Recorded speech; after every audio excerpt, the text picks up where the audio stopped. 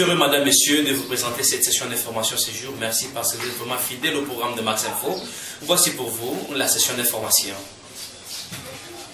Ouvrons cette dernière par ces points de presse organisés par le RECIC, entendez par là, Réseau d'éducation civique ici en République démocratique du Congo. Jean-Michel Vondo, secrétaire exécutif de cette société civile, s'insurge en faux contre leur adhésion dans le Fonds commun du Congo, comme le prétendu. L'autorité morale, Joseph Kabila, le gouvernement congolais, s'est affilié. Pour Jean-Michel Vondo, il n'est pas question que la société civile fasse part, au moins si la société civile qui est à l'intérieur crée son parti politique. Suivez-les au micro de Patient Goré.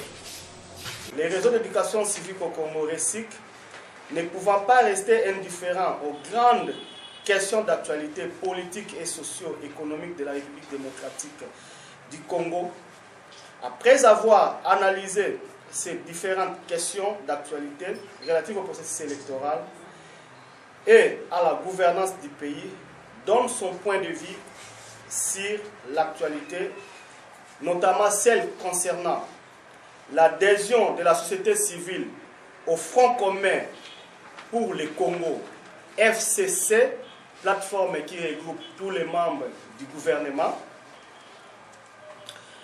Deuxième point, l'instauration de la taxe de salubrité à intégrer dans la facture de la régie des eaux. C'est la décision du gouvernement provincial de la ville de Kinshasa et qui a été rendue publique. Troisième point, enfin, le lancement de l'opération d'enregistrement des candidatures à la députation provinciale. S'agissant de l'adhésion de la société civile au Front commun pour le Congo, plateforme qui réunit tous les membres du gouvernement, dont la majorité présidentielle aussi en fait partie. Le RECIC a été surpris d'apprendre par la voie de presse la signature de l'acte constitutif de la nouvelle plateforme politique dénommée Front commun pour le Congo, FCC en sigle, par Madame Magui Kiala, membre du gouvernement, et elle a fait au nom de la société civile. Avec comme corollaire l'adhésion de la société civile dans ces regroupements politiques et lui confiant une mission qui n'est pas la sienne, à savoir la conquête du pouvoir. Fidèle au respect de son principe de neutralité qui le caractérise depuis sa création, le RECIC se réserve de prendre position quant à la création de cette plateforme politique et électorale qui, du reste, constitue un droit pour les initiateurs. Mais il fustige les comportements hypocrites de certains acteurs se réclamant de la société civile de jouer un double jeu et l'exhorte de prendre une position courageuse en traversant de l'autre camp de la politique active, qui du reste n'est pas mauvais. Plutôt que de se cacher derrière la société civile pour des positionnements politiques.